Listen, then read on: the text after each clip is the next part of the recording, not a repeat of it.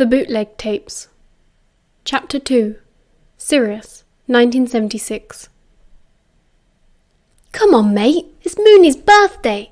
Just go down and say you're sorry and we can all have a good time together, James said. It's a stupid argument anyway. Yeah, I know, Sirius grumbled.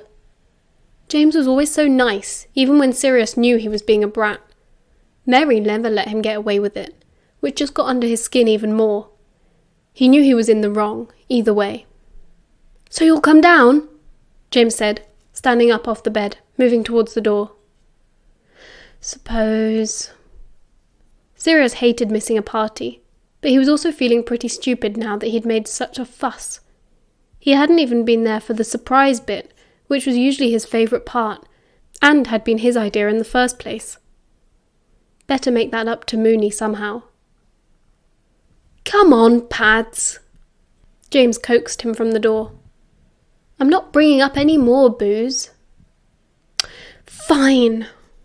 Sirius got up too. Good man. James clapped him on the back, then headed for the stairs. Halfway down the shadowy passageway, they bumped into Remus. James went on ahead, but Sirius seized his opportunity to apologise in private. It was so hard to catch Mooney on his own these days. He'd become so popular. Sirius missed him, a bit. He used to feel like Remus belonged to him, sort of. Not in a creepy ownership way exactly, but he felt he had Remus's trust at least. This year, Mooney had drifted away a bit, and Sirius wasn't sure what he'd done. Happy birthday, Mooney, he said, trying to sound cheerful. He came down the stairs a bit, so they were eye to eye, and Remus could see that he was really sorry about it. Cheers. Remus smiled at him. Sirius wondered how drunk he was. Mooney could put pints away like it was nothing at all, while Sirius himself was a bit of a lightweight. You okay? Trust him to be nice, and to think about others first. On his bloody birthday, too. Guilt threatened to overwhelm Sirius. Yeah, fine, he said earnestly. Sorry if I ruined your party. You didn't. It's been great. Good. That hung in the air for a bit. Sirius looked down, then up at Remus again. Why had things been so weird between them both lately? They used to get along just as well as he and James did. But something had changed, and Sirius still couldn't put his finger on it. Remus had placed an odd distance between them, so unspoken and so unmoving that it seemed practically physical to Sirius. It made him restless and agitated, like he was missing something he wanted.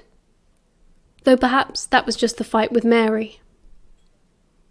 James reckons I need to be the one to go and make up with Mary. Probably a good idea. Remus always said the right thing. You could trust Mooney. He wouldn't always be nice about it, like James. But somehow Sirius didn't mind getting told off by Mooney. He seemed so much more knowledgeable about the world. You think so? Well, yeah. You like Mary, I thought. Exactly. Mooney was so good at boiling down a problem to its simplest components. If you like someone, you apologise when you upset them. Obviously. Remus was watching him carefully. Remus was always watching, observing everything. Probably why he was so clever. Sirius met his eyes. It was the closest they'd been since that night in the cupboard. Was Mooney still angry about that? Sirius had thought it was funny at the time, a good laugh. But Mooney was so touchy these days. Who knew what he was thinking? James thought it must be all the girls' stuff. Mooney had never liked talking about personal things. James thought he must fancy one of the girls and be too shy to say anything. If that was the case, Sirius wished Remus would confide in him. He knew a thing or two about girls, after all. He could help. A shiver of excitement ran through him at the thought of this, being the only one who could help Mooney. I do like Mary, he said, leaning forward eagerly. Remus had had a bit to drink. Maybe he'd relax and open up if Sirius just led him the right way. "So go and snog her then, silly prat," Remus replied, always with the blunt simplicity. Sirius had no idea why Remus was shy with girls. His whole vibe was so bloody charming. "I will," Sirius said. "I will, in a minute." He decided to go for it, have it out, once and for all. "Have you ever kissed anyone, Remus?" he asked casually. "No, you know I haven't." Remus rolled his eyes. Aha, Sirius thought.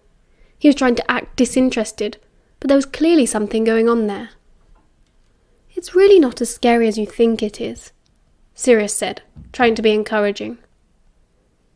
Remus was suddenly looking at him strangely, with magnetic intensity, as if he was on the cusp of saying something incredible, something revelatory, and it was just for him, for Sirius. The air thickened, and Remus grasped Sirius, pulling their bodies together, and they were kissing. Mooney was kissing him, and it just seemed to make sense. This was always going to happen. He had been waiting for this, he just hadn't known it. And it was all so good, and Sirius leaned into it eagerly, powerless to resist. He placed his hands on Remus's hips, because that's what he always did when he was kissing Mary, and then, "Toujours pur, Sirius!" An awful screech inside his head, and he pulled away at once, horrified. Remus blinked at him, looking just as shocked, as that was it, the spell was broken. They both mumbled something meaningless at each other and left in opposite directions. Sirius went down to the party, feeling hot and confused and ashamed. Sirius stumbled into the common room, heart thudding. He'd only had a few drinks, but he was light-headed now, and the noise didn't help. He blinked, looking about for James. He always looked for James when something big happened, and this was bloody huge. Mary then appeared out of nowhere. "There you are!" she said, hands on her hips. Merlin's shoe was stunning. A vision in gold and turquoise sequins, the dress so tight it showed off every gorgeous curve. "Here I am," he murmured in reply, momentarily dazed. "Potter said you had something to tell me." She raised her eyebrows expectantly. "Sorry," he blurted out. Her lips curled into a smile, and relief flooded through him. She flung her arms around his neck, and he gripped her tightly back, grateful to have someone in his arms. Good. This was normal. "That's my lovely boy," she whispered coyly, pulling him in for a kiss, stroking his hair softly. He kissed her back hard, and forced everything else to the back of his mind.